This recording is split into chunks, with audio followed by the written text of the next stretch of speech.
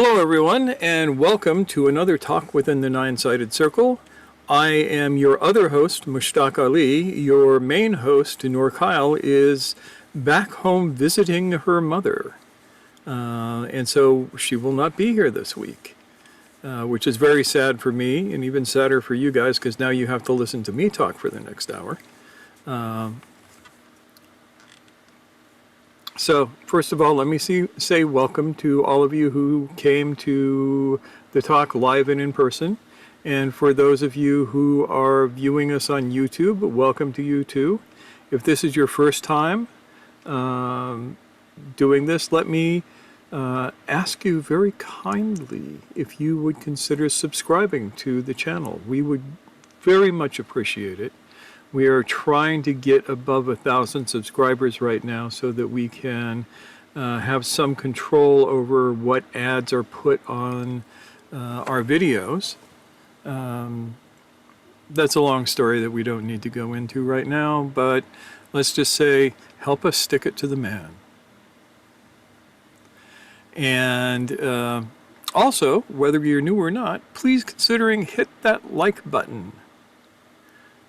Hitting the like button, liking the hit button, whatever, that thing down there with the thumbs up.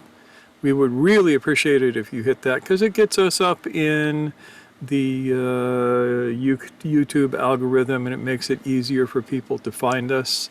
And then people who need to hear what we say, it's easier to find us, and those people who get pissed off by what we say, it's easier for them to find us too, and it works out well. So, that's enough of that. Tonight, the topic is going to be humility. The cultivation of humility is very important and very much misunderstood on the path. There are some people who are so proud of their humility that you can't even be in the same room with them. But there are some people who are so humble that you don't even notice them when you walk by them. So what we want is somewhere towards the latter part.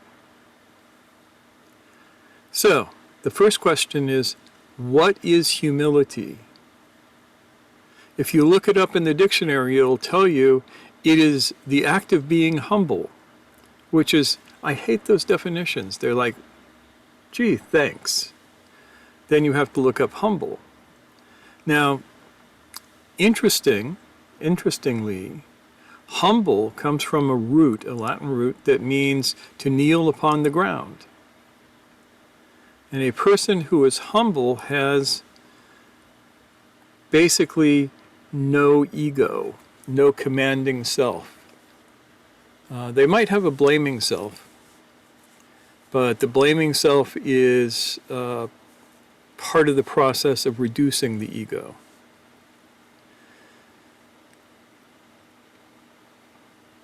This became of interest to me after one of John Bennett's talks, where he gave his thoughts on Jesus and Judas. And I figured that would be a good place to start. And I actually I copied some of his notes.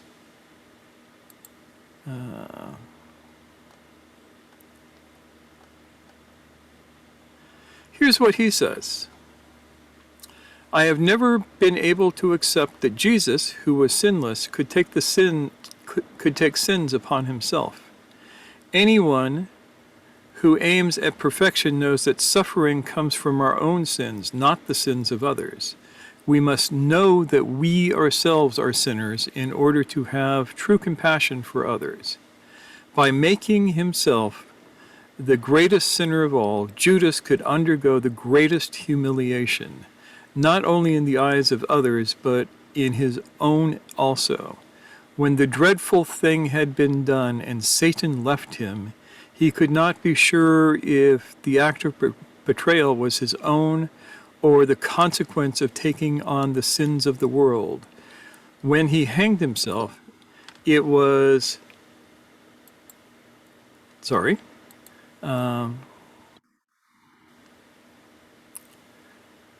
it was not play acting, but the inevitable consequence of having allowed Satan to enter him, even though he did so consciously and even at the command of Jesus himself. The humiliation of Judas was complete and irredeemable in this world. He had remained in the eyes of Christendom the very symbol of wickedness, but the gospel gives us assurance that he was one of the initiates. He was the first of the disciples to receive the sacramental bread from the hands of Jesus. He could see for himself the miracle that was being enacted, and yet he could continue to doubt and condemn himself for the part he played in it. Is this not the true psychology of a saint? Now, I don't know if it's the true psychology of a saint, but it's an interesting point. I remember being a kid in Sunday school, which was where they put kids so the adults could go and have an hour away from them, and being told about Jesus betraying, or Judas betraying Jesus, and having the feeling of it made absolutely no sense. When you read what happened, it seemed like Jesus ordered him to do this. So Mr. Bennett's thought was that this was a burden that Judas took upon himself, knowing that his ego would be completely crushed in the process, and knowing that it had to be done in order for this passion play to play out. I don't know if this is what happened, but it's an interesting metaphor. And it gives us a sense of what humility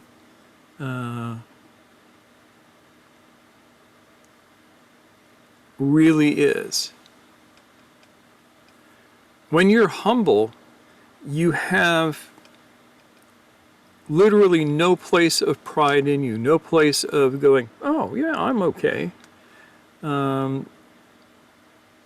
You are literally ruined in a very real sense. Not in the sense of depression, not in the sense of, it's hard to describe.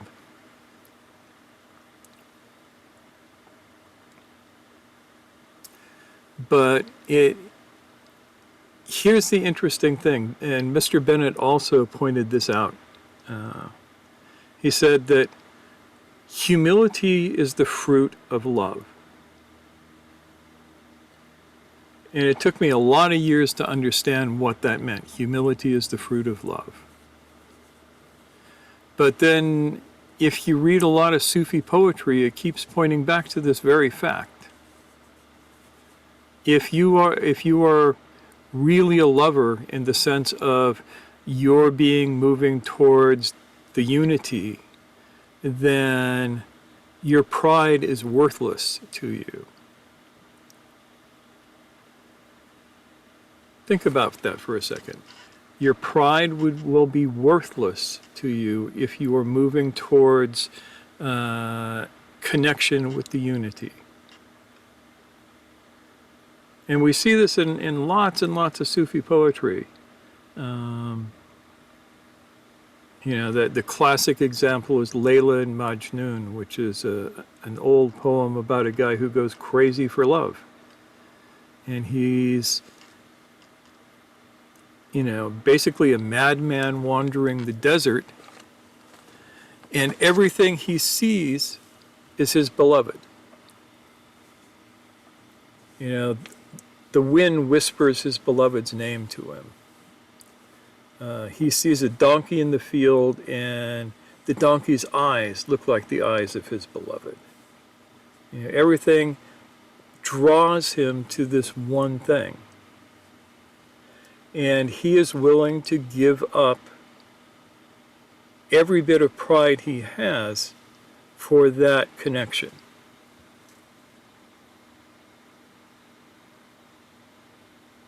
And that is pretty indicative of the stage of the path, the stage of the work where you start reducing your ego.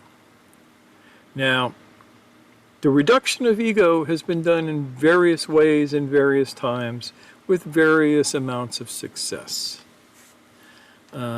Oftentimes, I have noticed that people can be very proud of reducing their ego, which is an unfortunate situation. And I've seen various teachers send people out and say, go out and dress like a bum and beg on the street for a day.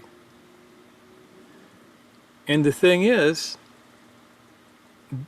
in my estimation, doing that did these people no good at all. Because they knew that they were going to go home. They were playing a game. It was not real to them.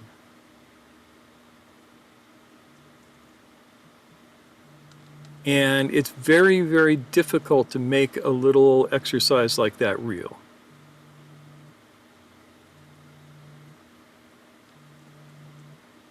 So,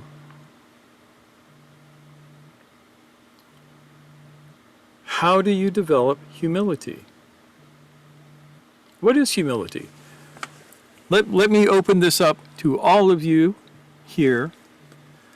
Give me a definition of humility.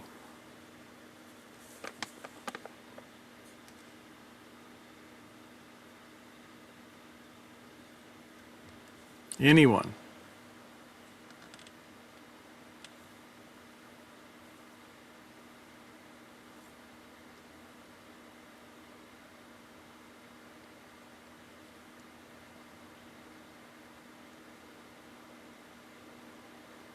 Don't all talk at once. Dave, what do you think? Humility, what does it mean?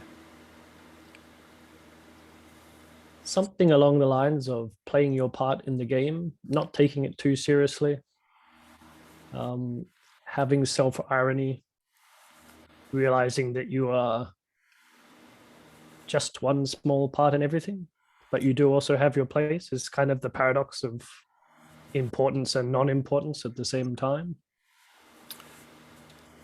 I like the concept of self-irony. I think that that's important.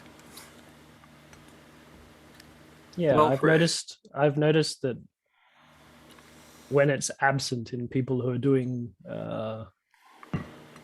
leading organizations or that type of thing, it normally lends itself towards a pyramidal shape rather than a circular shape, for instance. Yep.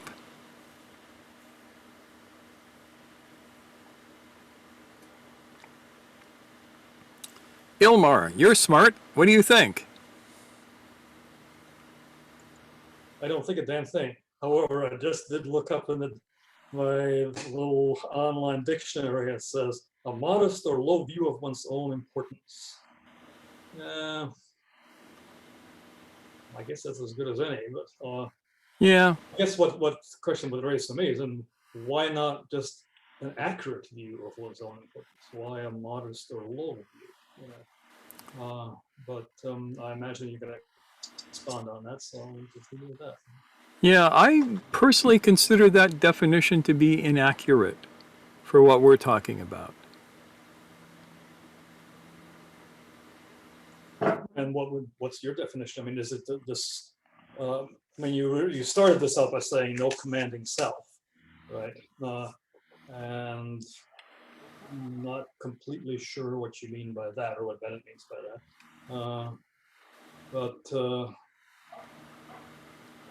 Yeah, I'm waiting for the exposition, I guess.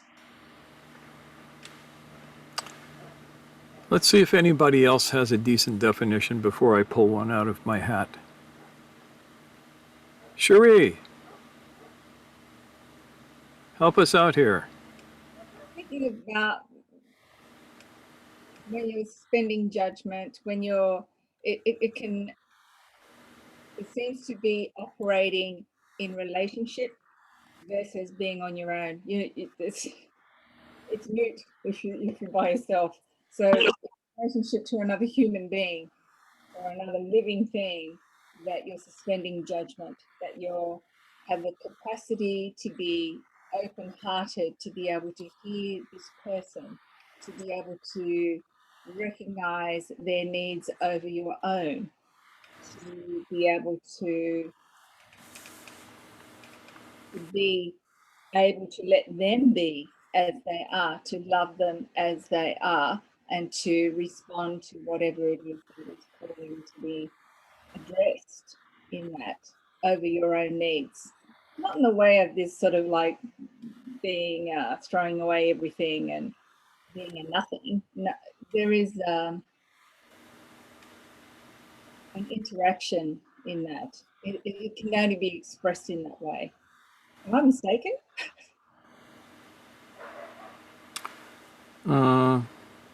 Probably not. Maybe. So let me give you all another thought. Jesus said, and I'm paraphrasing here from memory rather than quoting from the book, so bear with me. He said, when you pray, do not pray like the Pharisees. Because when the Pharisees prayed, they would like march through the street and they would have everybody going, look, he's going to go pray. How cool is that? Right? He said, that man has already gotten his reward. When you pray, pray in secret. So, that is an example of the two poles of pride and humility. Pride and humility are polar opposites, as far as I can tell. The more pride you have, the less humility you have. The more humility you have, the less pride you have. It also goes for giving. Yes. Um, Oh yeah, so, don't let your right hand know what your left hand is doing, or your left hand know what your right hand is doing. Yeah. the modern thing of being a sponsor and putting your name on the wall of the art gallery because you've donated so much money and everything like that, I cringe at that. But that's just an example of Oh that. yeah.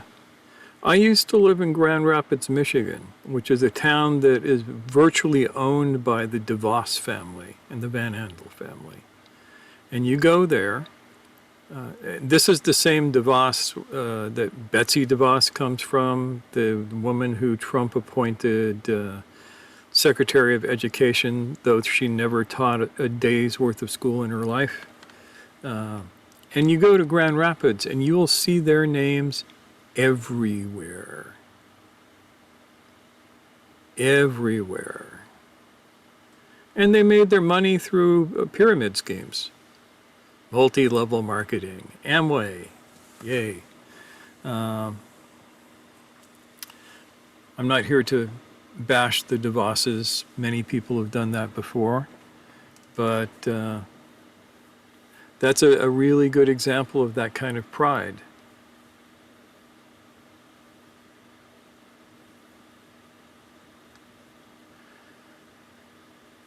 So, pride says, I. Humility says, thou.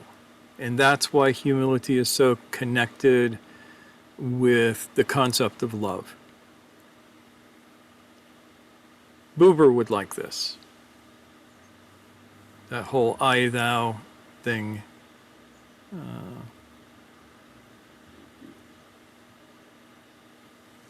But that's a diversion right now, so we won't go there. So amongst the Sufis, there is a group known as the Malamati. The Malamati are a Sufi organization that was developed in the 9th century in Iran. Their name comes from an Arabic word, malama, which means blame. And they were known as the blameworthy ones.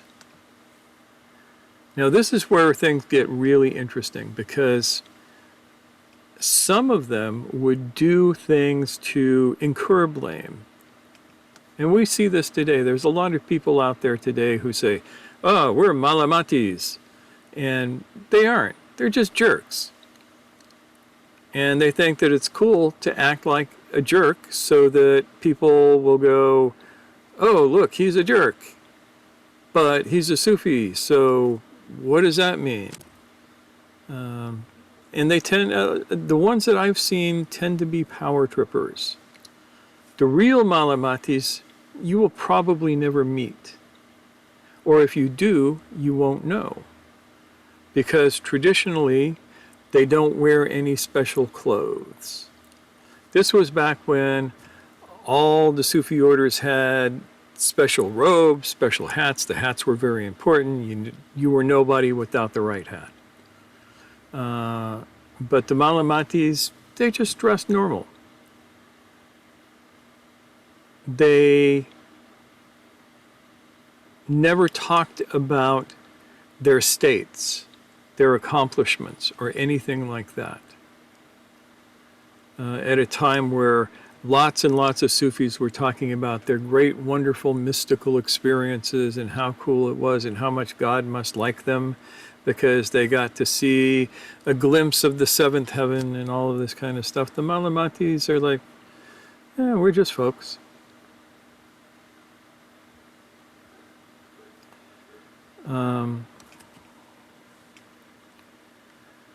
Let me refer to my notes here. Yeah, no states of ecstasy, no spiritual stages, no special meetings where you get hundreds of people together and you do lots and lots of chanting so the public can see. No public ceremonies.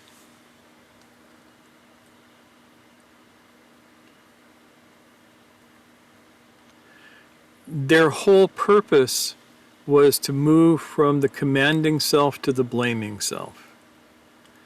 And the idea of the blaming self, it's a little bit harder for me to do this without Noor here because she keeps an eye on the notes when I'm talking and I keep an eye on the notes when she's talking, and so we don't miss much. But now I'm having to do her job and mine, and I'm not even good at my job, let alone hers. We will get to those comments in just a moment. So,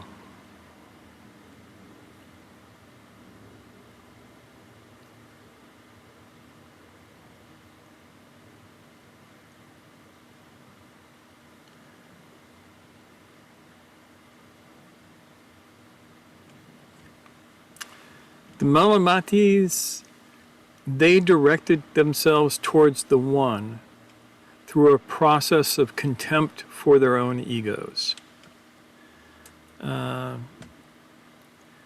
They struggled with the hypocrisy of wanting to love good deeds and wanting to be seen to have done good deeds. And this is where some of them go off track a little bit, because just because you don't want to be seen doing good deeds, it doesn't mean you should go out and do bad deeds. Don't go kick a dog to prove that you're an asshole. We already know you're an asshole. You don't need to kick the dog.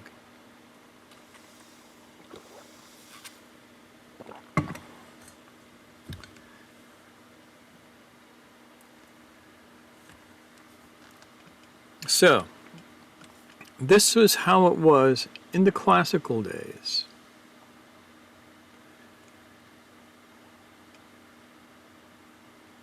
Can you imagine what that would be like today for, say, everyone here? And while you're thinking about that, Mustaqim commented, no feeling of above or below anyone else, and interconnectedness with everything, which is exactly right. It's hard to be prideful if you realize that you are no more important than the garden snail who is crawling up your plant to eat its leaf.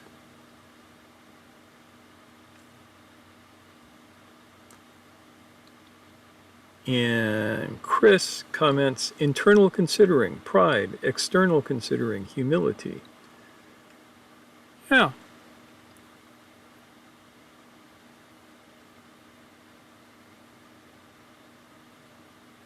That's a good place to start. So, here we are today, and we have come to the station of ego reduction.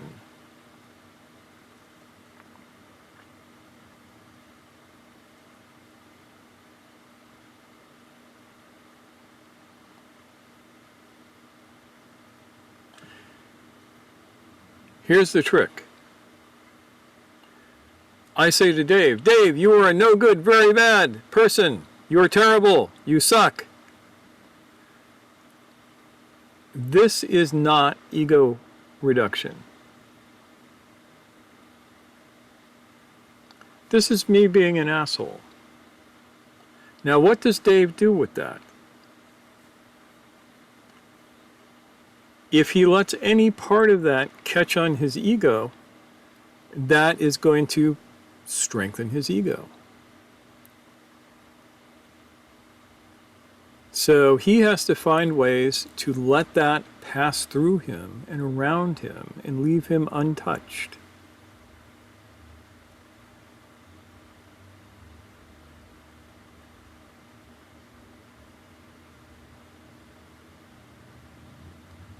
And yet not go to sleep. It's easy, especially if you do like a 9 fixation, to have people tell you terrible things about yourself and you just go to sleep behind it. You don't have to, you don't even have to hear it, you just nod off. But that's not what you want to do. You want to remain awake and unreactive to it. You can't let any of it stick to you.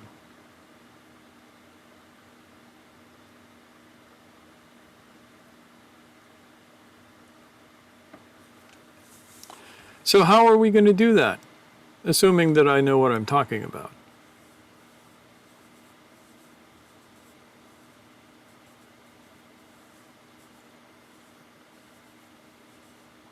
It has to be like one aspect, at least, of this is attachment to a particular identity, right? I mean, if you tell me I suck at swordsmanship, it doesn't bother me at all because I'm not attached to being a swordsman, right? Yeah. How How about if you suck at tango? Right, that would be another one. If I think of myself as a tango master or something like that, then that would be that would cut. But to the degree that I'm not, it's not that I don't give a damn. I mean, it tells me something about you, but it doesn't really tell me anything about myself. At best, it tells me about a particular role that I might be playing. And sometimes that can be a useful. I mean, if I was learning swordsmanship from you, that could be a useful thing to happen. Probably not. But that's a whole different thing. Right. Please carry on. So I think that at least one crux of it is this attachment to a particular identity. I'm a holy man, and therefore I'm praying, and if you don't recognize that, then, you're a bad guy or something like that.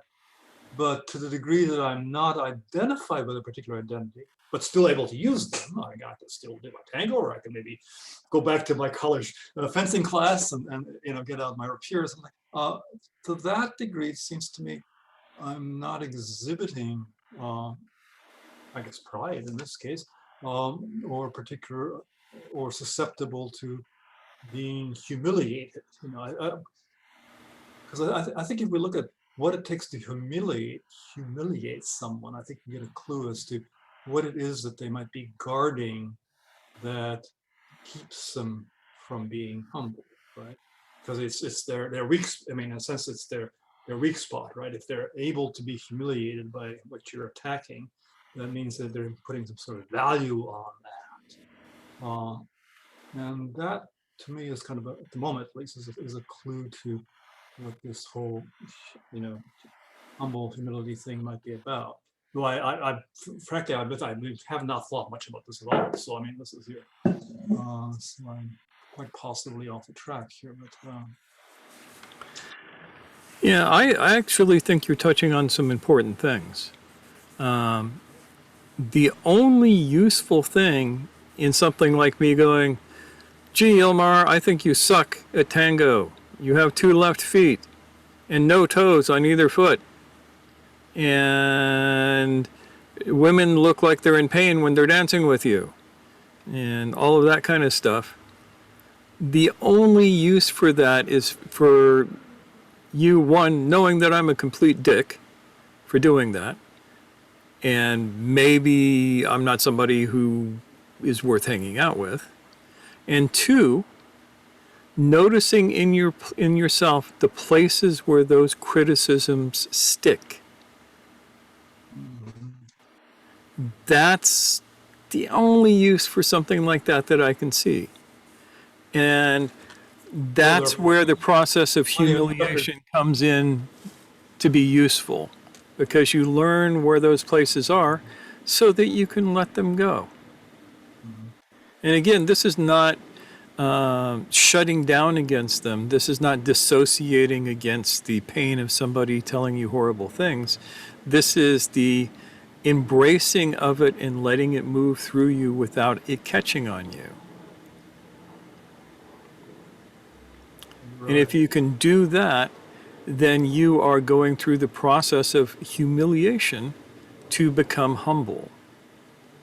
The process of humiliation is finding the places where your ego gets caught up in an idea. Think about it. Think of some time when you have felt humiliated. Don't tell me what it is, because nobody cares. But think about it, and think about how it made you feel.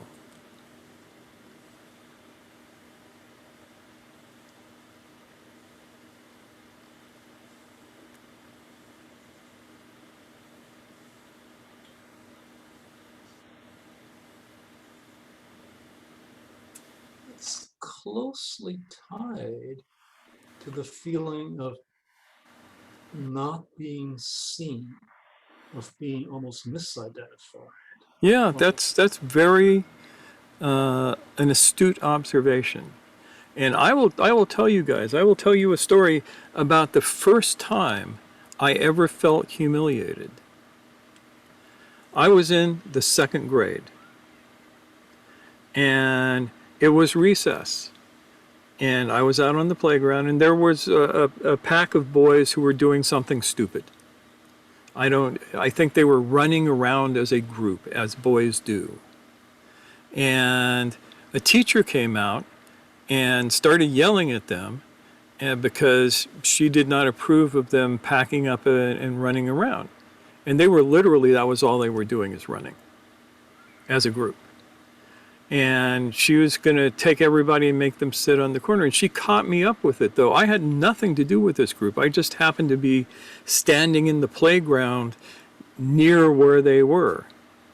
And for whatever reason, because I had nothing to do with this, and yet she assumed that I was this terrible person because of my proximity to these other kids, I felt utterly humiliated. And it stuck with me for months. It kept coming back.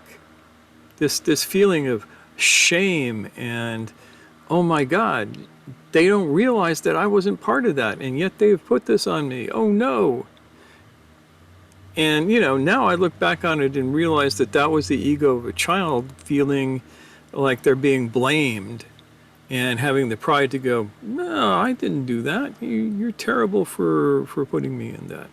But it was it was strong enough a feeling that I remember it clearly now, 60 some odd years from the time that it happened. And that kind of feeling, humiliation and shame go hand in hand. And in order to create humility, you have to learn to release the shame. Let me repeat that. In order to create true humility, you have to release the shame.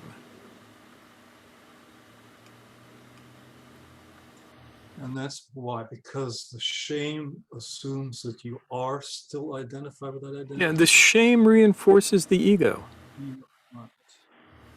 Shame is like, to me, shame is the most worthless emotion anybody ever came up with.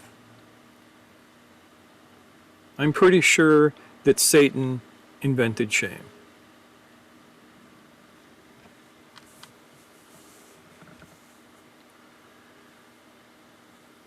And shame is what you use to catch the ego and humiliate it.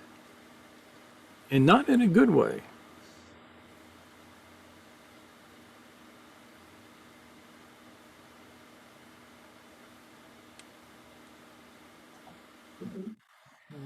When you're shaming a person, presumably you're saying, well, you should be like this, but you're not, right? I So suppose that's one way.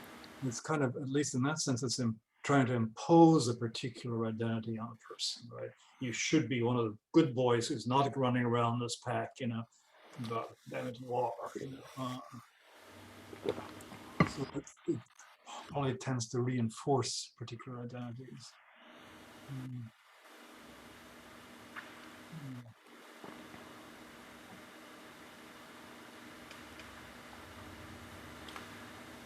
Chris, what do you think?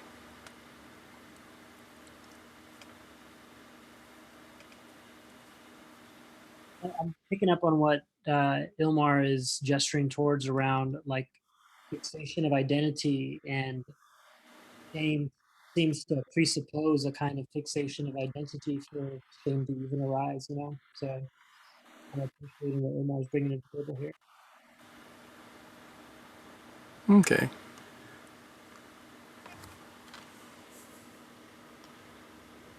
So, Mustaqim is asking the question, humility is the attribute of the ego, not the spirit? Actually, I would say humility is an attribute of the spirit that is covered by the ego. Pride is the attribute of the ego.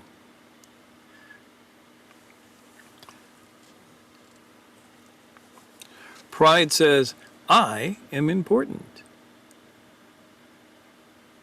The spirit says, it's all one thing. How can any one thing be more important than another? How are you more important than the slime mold growing on that rotting tree? Its function is arguably more useful to the world than yours is.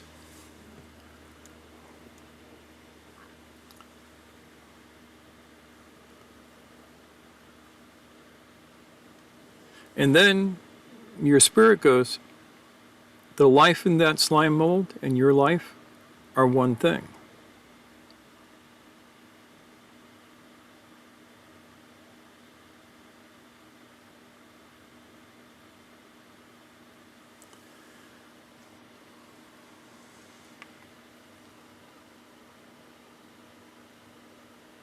I guess two questions. One is humility a psychological state? Is it your psychological reaction? Well, not a reaction, but is your psychological attitude towards? I don't think that it's psychological in the usual meaning of the word. I think that it's a spiritual state. I think it is a state of the spirit of your essence awakening. You know, it's the old saying, angels fly because they take themselves lightly.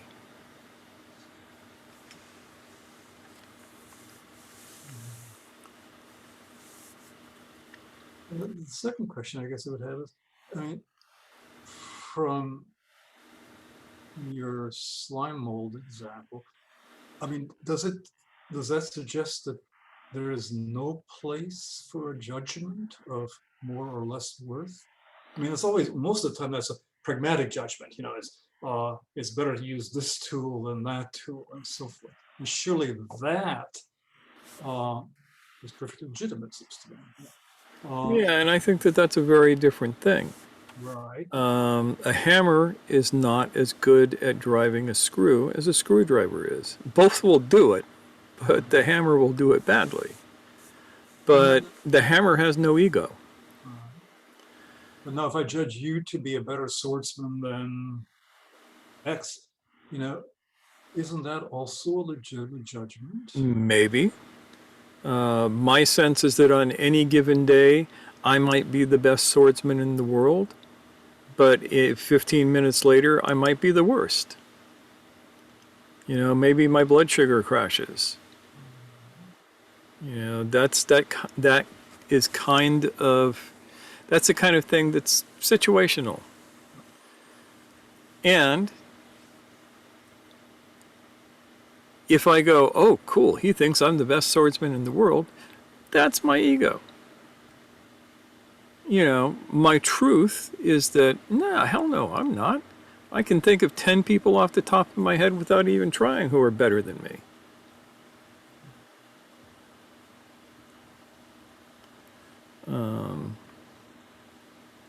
Yet if I was about to look for let's say a personal guard, and I'm choosing between you and Mr. X or Madam X, surely that's a legitimate judgment to make, even though I know times you might have low blood sugar, times high blood.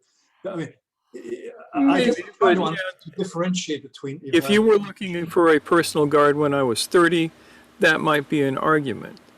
Right now, I would say take the guy who is only half as good at me with a sword, but who is 30 rather than 70. But that kind of misses the point that I was trying to. I guess what I'm trying to unravel is, this pride versus humility thing versus judgments about better or worse. And it seems to me that surely we have room or a place for judgments of better and worse. And probably also for our define worse. You're talking about more skillful, less skillful in a particular field. Pragmatic things are usually the ones that yeah. But what I'm talking about is me being proud of my skill versus me being humble with my skill.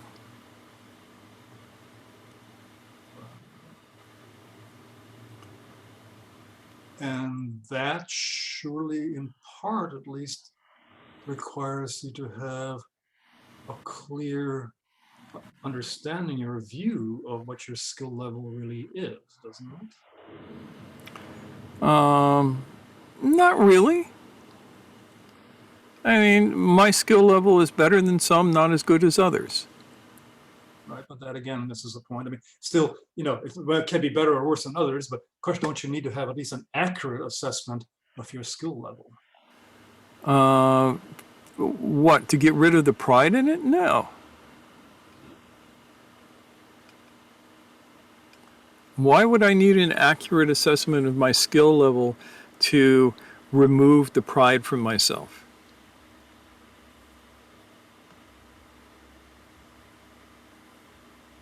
I think what I was trying to say is that your accurate judgment of your skill level in a certain area doesn't entail either pride or humility. It's something over and above that creates the pride or the humility. And it's sort of some kind of an attachment, I guess, as opposed to an accurate perception or an accurate judgment. Yeah.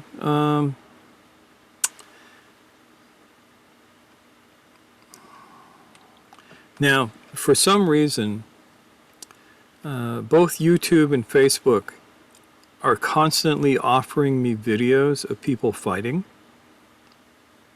And one category that comes up all the time is amateurs who think that they can beat professional fighters.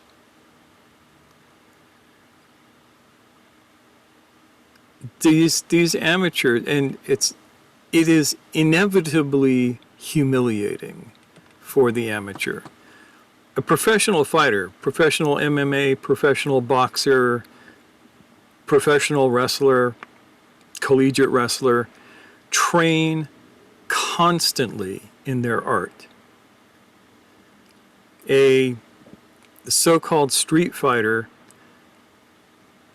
usually doesn't train at all, or if they do, it's pretty superficial. I mean, on the street when they're fighting other people who aren't professional fighters, they can do okay.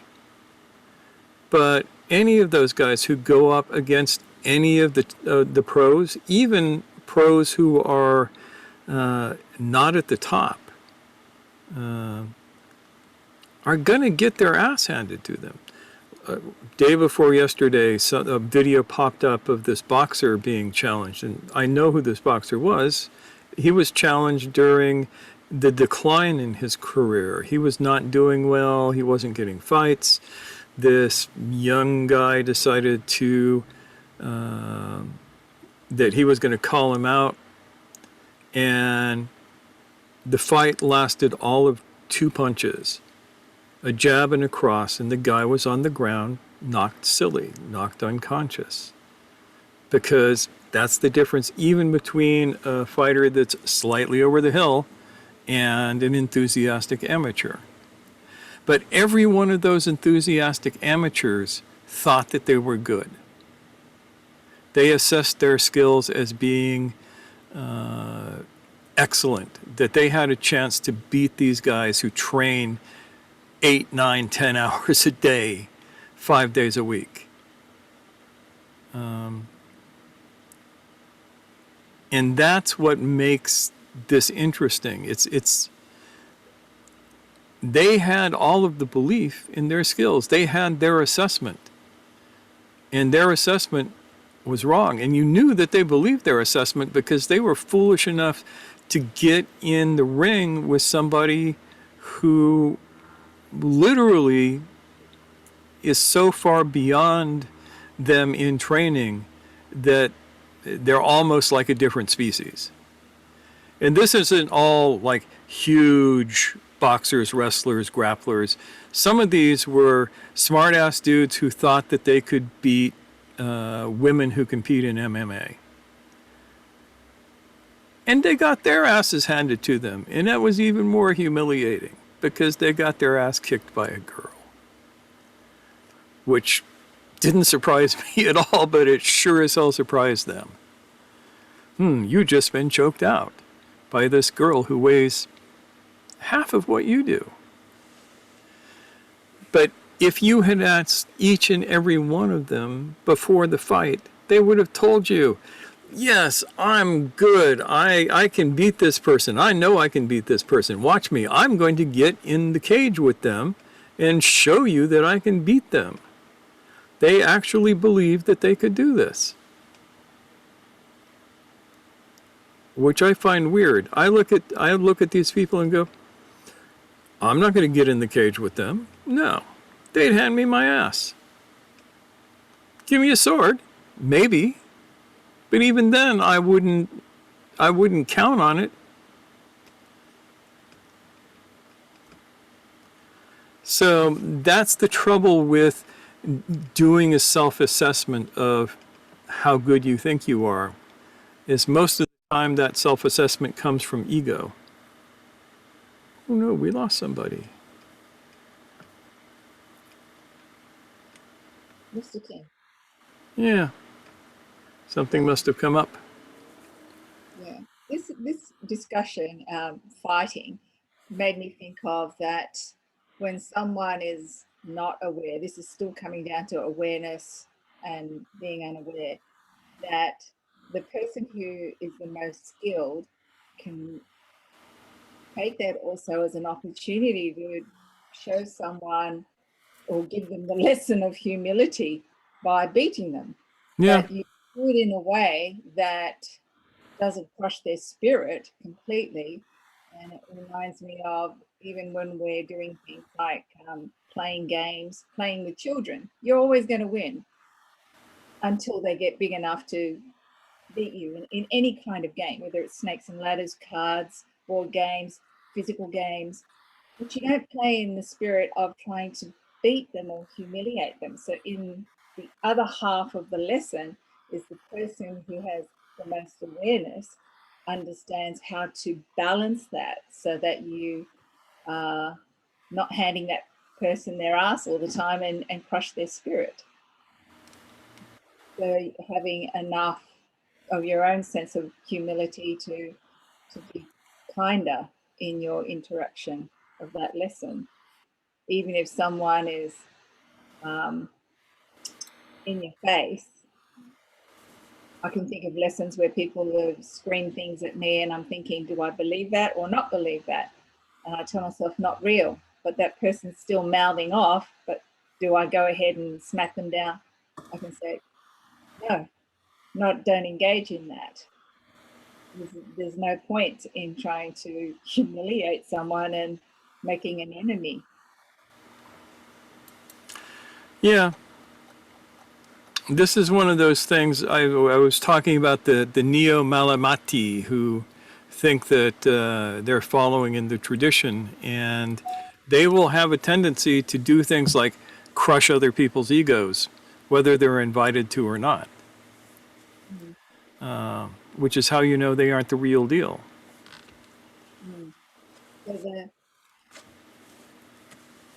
our balancing of being aware as much as awareness as possible, and if we're being humiliated, to find what do we do afterwards. If we're being humiliated, how can we transcend that feeling to transform it into something useful, to say, if I ever get into that situation again, I will respond like so.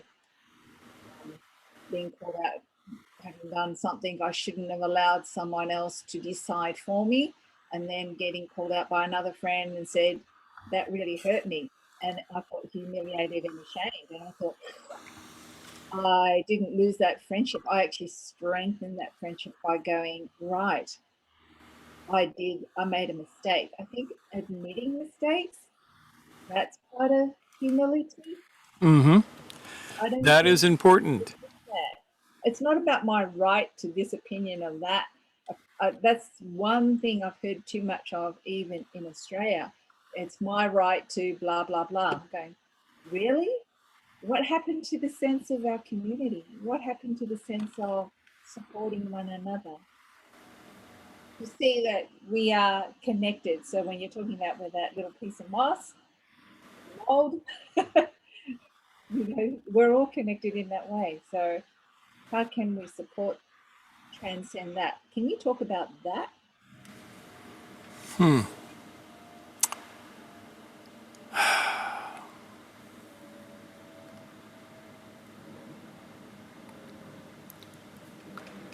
Refine the question just a little bit for me so I can have the place where I want to start. Having experienced humiliation and I'm in a hole, how do I use that as an energetic fuel to transform into something that's going to be lifting my awareness? Okay, so you're sitting there and you're feeling humiliated. Your face is red, you're blushing, all of this kind of stuff. First thing you do, take control of your breath. I bet you most of you knew I was going to say that. First thing, take control of your breathing. Second thing, take control of your posture. Right? Allow your head to come up. Let your spine elongate. Then allow yourself to feel what you're feeling and ask yourself, what about this feeling is real? Somebody just told me that I suck at this. What about this is real? Do I suck at this? Maybe. And do self-observation on that. And remember, when I say self-observation, I'm talking about a very specific process that we've gone over a number of times. And I will put a card at the end of this so that you can go back and review a couple of the videos on self-observation. And allow yourself to really observe the process within yourself of how this feeling arises and how it begins to try and control your thoughts.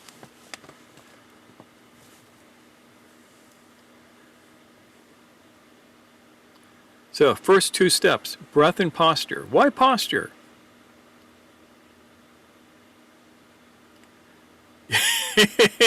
Yes, Dave.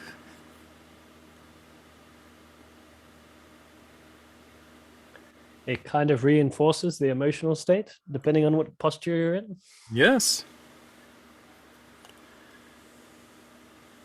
And if you change your posture, especially into a healthy neutral posture, that is going to, in and of itself, begin to change your state. It's going to begin to detach you from the feeling. Not dissociate you, but detach you. And there's a difference. You know who Baba Ram Dass was, right? Most brilliant thing he ever said was, I thought for years that I was detached, and then one day I realized I was just dissociated. And it was like, damn, there is a man who is still growing. So, posture and self-observation. When you have observed what this feeling is doing in you, pay careful attention to where it is drawing its energy from.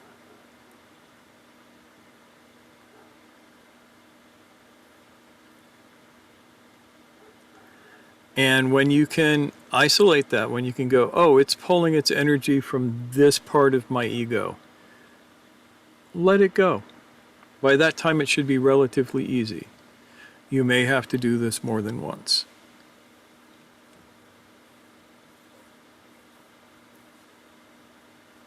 And then, go get humiliated again and repeat the process. Put yourself in positions that do not strengthen your ego.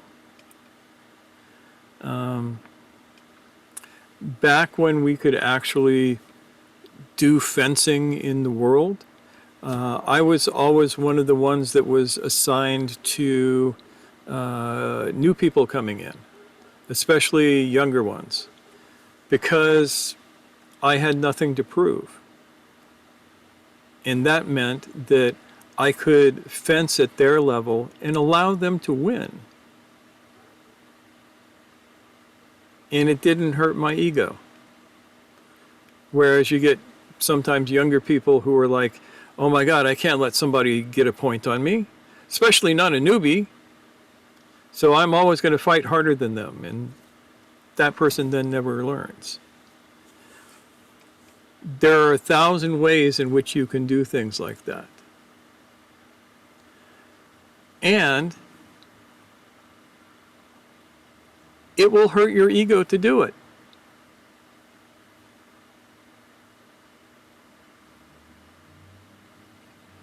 I remember when I was first doing this, and it was quite a long time ago, I would fence with the newbies, and then I would go find the best fencer in the whole cell, and I'd fence him and stab him 3 or 4 times just so that I'd feel better.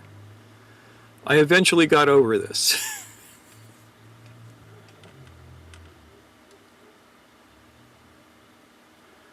But do things that hurt your ego. And then observe how that works. Don't do things that hurt your soul. Don't do things that hurt your spirit. But do things that make your ego feel humiliated from time to time.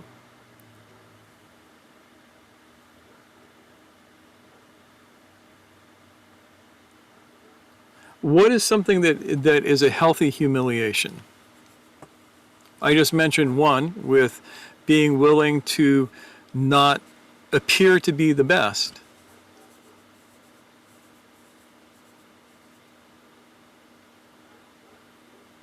What else is a healthy way to experience this?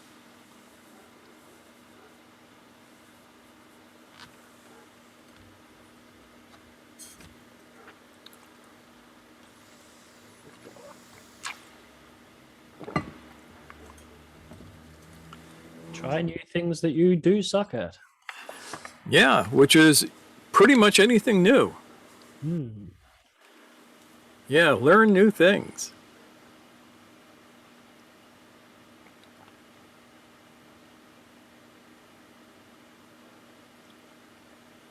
And that's very good advice.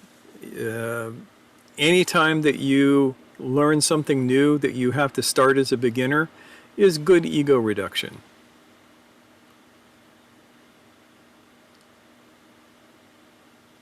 What else?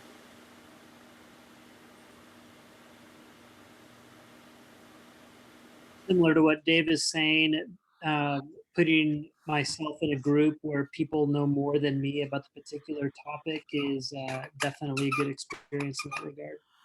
Yeah, and you do well with that, I have to say. Do my best. So, Bahauddin Naqshband, who was one of the great Sufi sheikhs of Central Asia, when he was in his training, his teacher would send him out to do things like clean the streets. You know, he would be out every day cleaning the streets, with the understanding that he had to keep his person impeccably clean, but he would remove all of the filth, all of the horse shit, all of the dog shit, all of the human shit, whatever was on the streets, he would clean it up. And because he came from a noble family, that was pretty humiliating at first. So there are some things that are needful that we all can do that are beneath us. And if you think that something is beneath you, it's a great time to get out and do it. Especially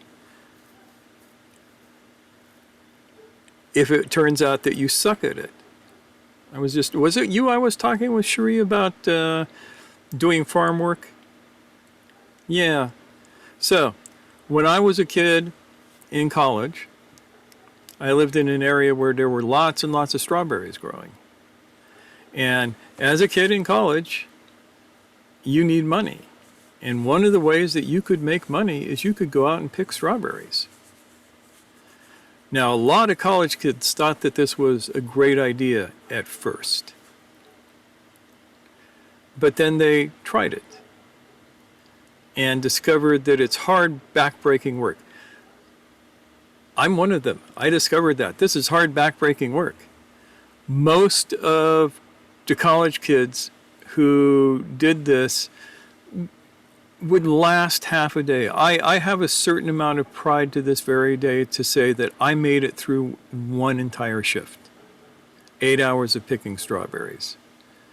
After which I realized I never wanted to do this again because it was humiliating that these little grandmothers and grandfathers on either side of me could outpick me without even thinking about it, you know. Some 60-year-old woman who can just hinge straight down at the hips and is just loading up these flats with strawberries, and I'm sitting here suffering, and you know, she'll look at me and smile, and you know, like, it's going to be okay.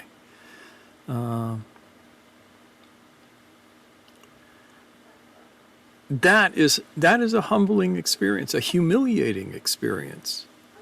When you know, the rough, tough college kid who, you know, does all of these fun combat sports and everything, gets his ass kicked by a little Mexican grandma, probably weighs 100 pounds soaking wet, and can outpick you in a field any day.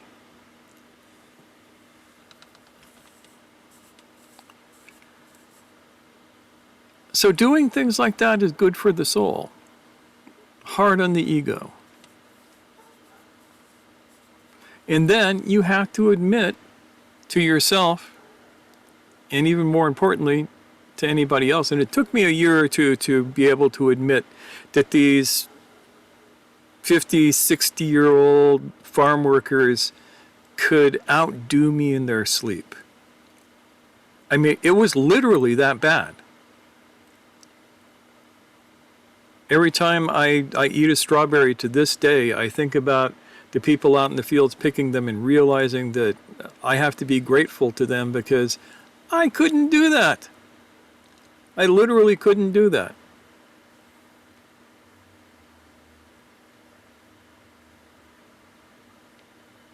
That's a thought.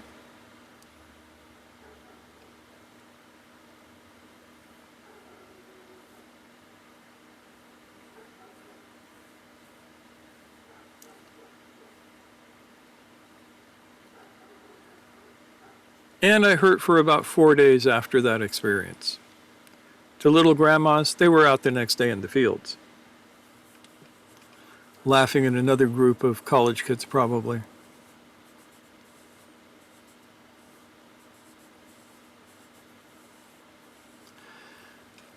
So,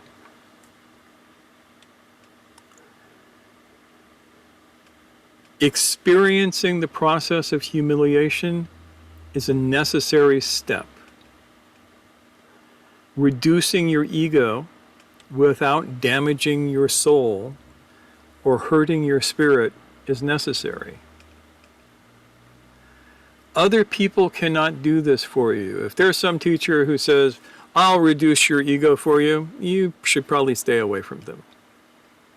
They can teach you how to do it for yourself.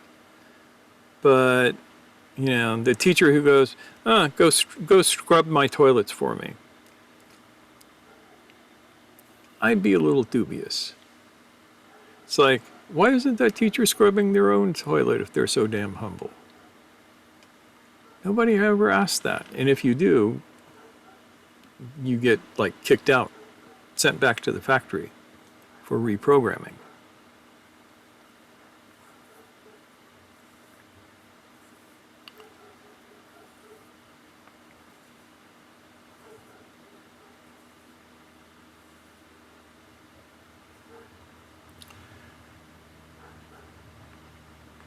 So that's pretty much my thoughts for the night. So let's open it up to any final thoughts from everybody else. And I'm looking at you, David. I'm going to move over here to, and we haven't heard from Zainab either. Zainab's sitting there being utterly humble.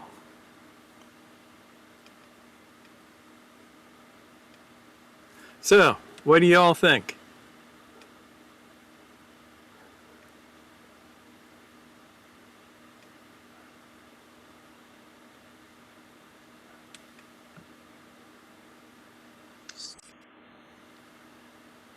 Yes, Zainab.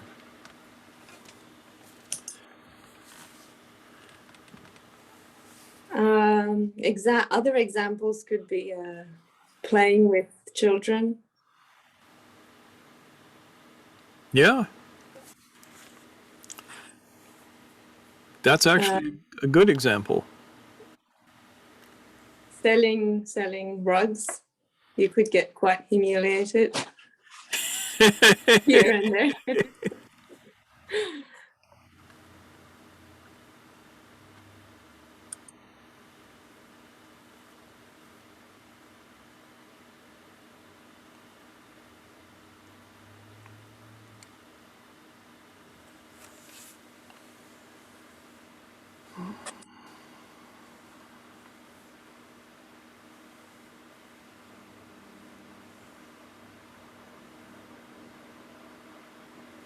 I just thought of older people when I'm dealing with my mother or other of her peers.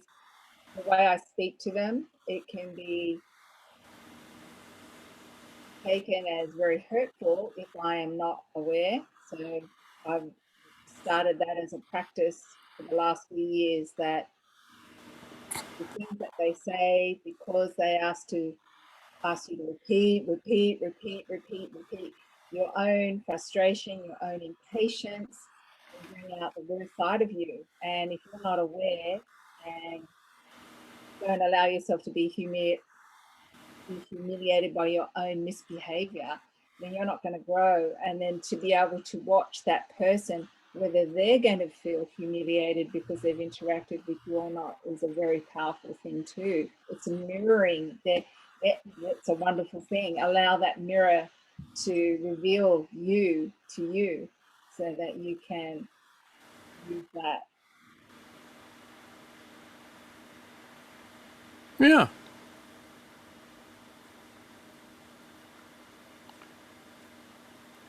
Any other last thoughts?